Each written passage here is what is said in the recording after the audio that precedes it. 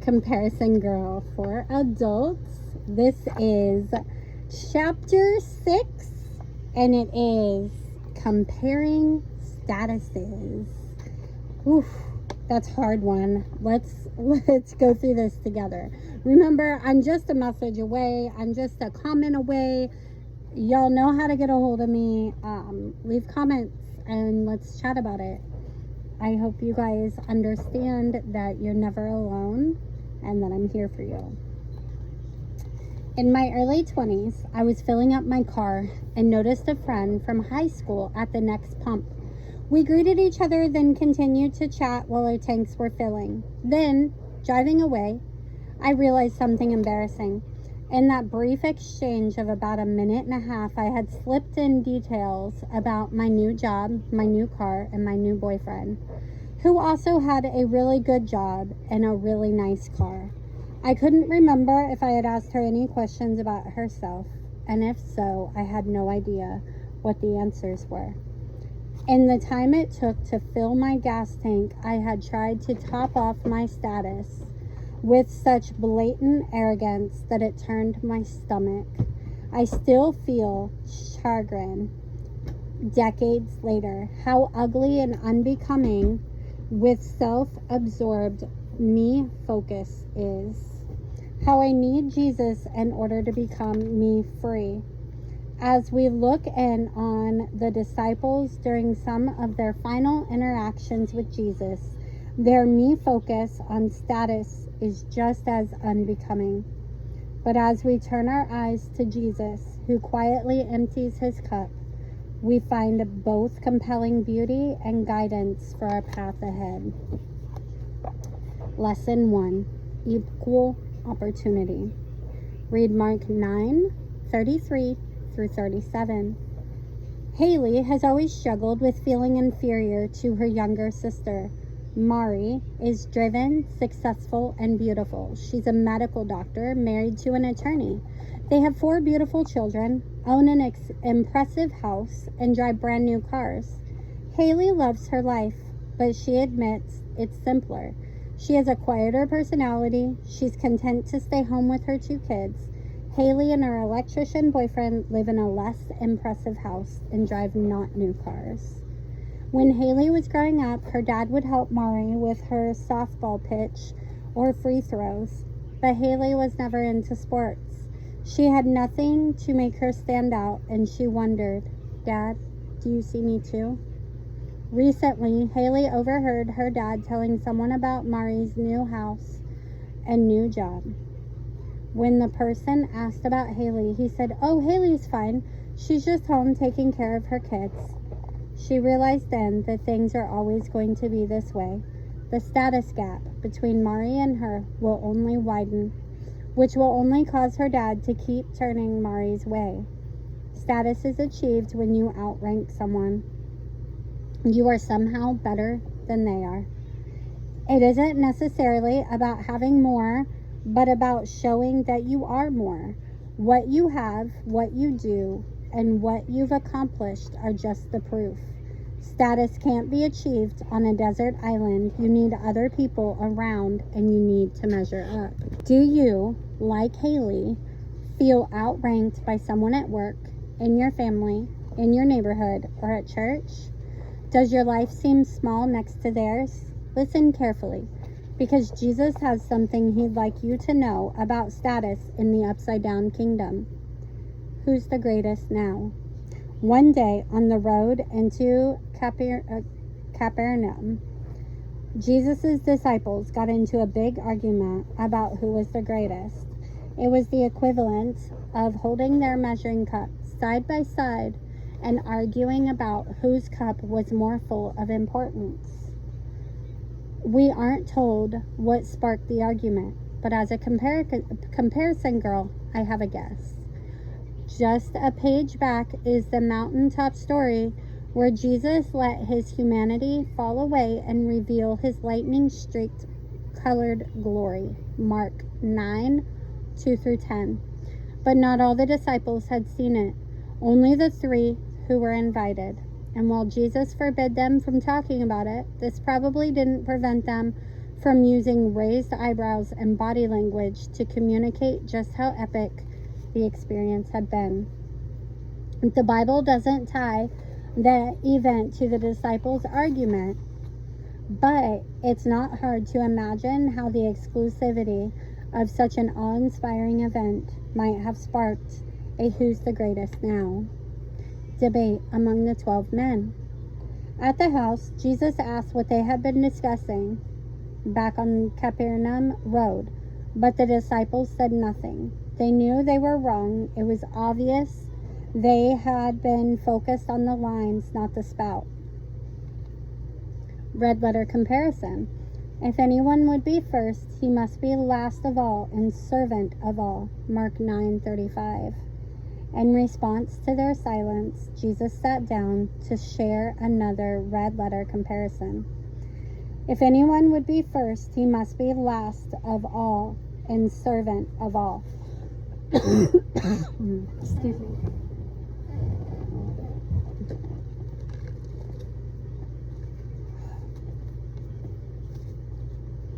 Sorry, y'all.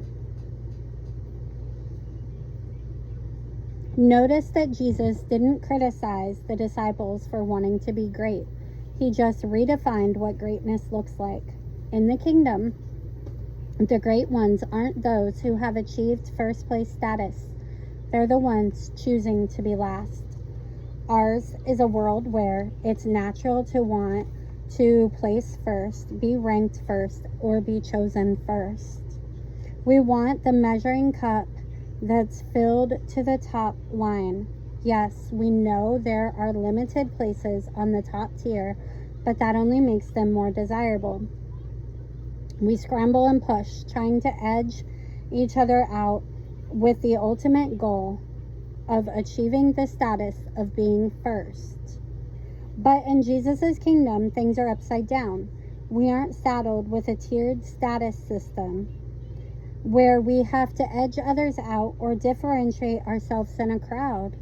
All of us can pursue greatness all the time by choosing to be last, not first.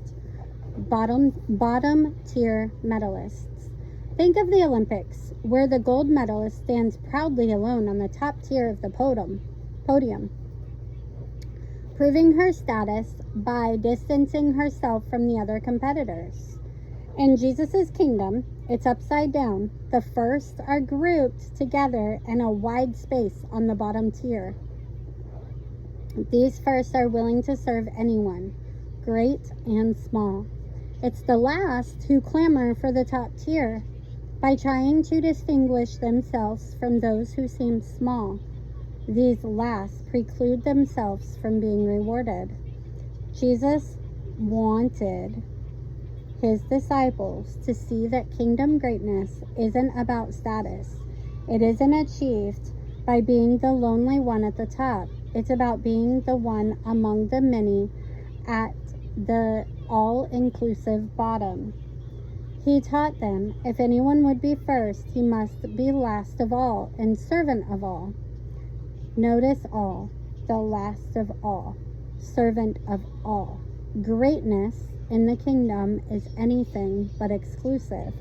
To make this point, Jesus used an object lesson involving the smallest person of all in the room.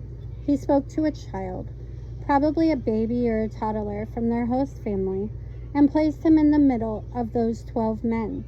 Did he cry, considering he was surrounded by 12 strangers? I think yes. So here, Jesus created a need, then he opened his arms to that need, literally. He picked up the baby and held him close. Jesus was saying, you want to be great? Here's how to do it. Then he picked up the baby. He showed that in the kingdom, the great ones aren't on the top tier, comparing down. They are on the bottom tier, bending down and receiving the needs of others into their arms. Today, if Jesus gathered the most influential pastors and leaders of our day and held a training on greatness, I think he'd do the same thing. You want to be great, he'd ask? Then he would show them how by leaning down to pick up a baby. Mom status. One year, when my son played soccer, someone mentioned that another mom from the team was a medical doctor. Immediately, my opinion of her shot up. "Oh, I didn't know that she was a doctor," I replied. "I figured she was just a mom like me." And all my years of being a mother, nobody, after knowing me for a while, said, "Oh, I didn't know you were a mom." Motherhood doesn't naturally earn me status in the world. But in Jesus' upside-down kingdom, where the great ones lean down and serve, motherhood actually offers vast opportunity. Jesus wasn't saying that caring for children was the only way to be great.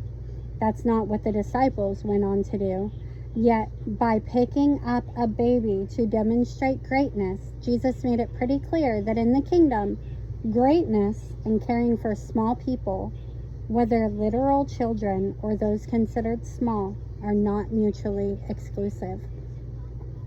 Have you picked up a baby today? Have you spent seasons of your life picking up babies? Have you spent decades serving your family or tending to a family member with special needs or failing health? These might not seem like gold medal worthy accomplishments in the world, but in Jesus' heavenly economy, those who serve are the great ones. Spending the day receiving children into your arms for the sake of Christ doesn't cost you status. It makes you a bottom tier gold medal first. Receiving babies. As women were designed by God with the unique ability to receive a child, not just into our arms, but into our wombs. This is a beautiful way to serve another human being, but also quite costly. Some would say too costly. Back when I was tending to smelly diapers and chins dripping with drool, I read an article by philosopher Linda Hirschman, who, in retort to some backlash she received, wrote, "Everybody started hating Linda, apparently, when I published an article saying that women who quit their jobs to stay home with children were making a mistake. Worse, I said that the task of housekeeping and child rearing were not worthy of the full time and talents of intelligent and educated human beings." Linda might have been surprised by hate mail, but I wasn't, as I pictured Linda looking down with disgust at me as I, a college-educated woman, changed yet another diaper. I took comfort in the fact that Jesus saw my work differently. Go change. Jesus' model of greatness frees women to consider motherhood a viable option for a great life, not merely a potentially quashing obstacle. Jesus says that when we receive children into our arms, our laps, or even our bodies, we receive God and welcome his fellowship and nearness. There's even a sense in which, through pregnancy, this is literally true, since each human baby bears the image of God. Now, obviously, God does not call us all to have children. Anna, Miriam, Deborah, and Martha served God in great ways, yet not through motherhood. And God doesn't call us all to have the same number of children either. Sarah and Hannah each had one. I was once told by an older woman in my church that a godly wife, I should have as many babies as my body was able to produce, likely between 14 and 18 children. Friends, I can tell you that it was not pursuit of status that kept me from having 18 children. It was pursuit of sanity. We should be careful about spelling out for each other what serving God looks like, especially since Jesus often leads us in completely opposite directions. He might invite us, one of us, to serve him by mothering 18 children, and another to serve him in ways completely other than mothering. Mothering isn't the only way to pursue greatness in the kingdom, but it is one way. That's my point. Before we move on, allow me to speak softly to the woman who would love to serve the Lord by growing a family, but for whatever reason cannot. Please, oh please, do not let the enemy use God's word of all things to give rise to your measure up jealousy through comparison. Dear sister, you have just as many opportunities to achieve greatness in the kingdom of God. Nothing, absolutely nothing, is preventing you from a gold medal life at the wide space at the base of the podium. Think of Jesus. Yes, he had lots of babies, but he didn't have children of his own. If you wouldn't dare argue that Jesus' life was less great because he had no children, then please don't argue that yours is either. Jesus' kingdom offers equal opportunity for women in the truest sense. No woman is excluded from any opportunity. Since she can achieve greatness wherever she can serve. This might occur behind a mahogany desk in a corner office of a high-rising building, or it might take place in the middle of a kitchen filled with sticky messes and whiny children. Friends, every time you bend down to serve, we pursue kingdom advancement. And every time we open our arms to someone small, we receive Jesus and welcome God as our companion. Mark 9:37. Write Mark 9:35, emphasizing the word all, with large lettering. Draw some large stick people and put the names of several who seem small to you. Now draw a small stick person of yourself and write one way you will serve each one. Read Mary's song in Luke 1:46 through 55 after she greeted Elizabeth with the baby Jesus in her womb. What is Mary's response to this pregnancy? Record what Mary says about the upside down ways of the kingdom. Read Philippians 2:3 through 4.